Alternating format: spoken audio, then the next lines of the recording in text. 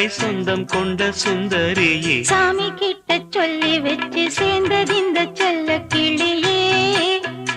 இந்த பூமியுள்ள காலம் மட்டும் வாழும் இந்த அன்பு கதையே.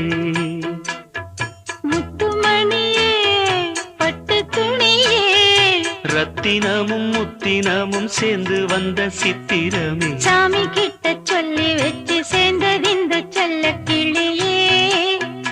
இந்த பூமியுள்ள காலம் மட்டும் வாழும் இந்த அன்பு கதையே.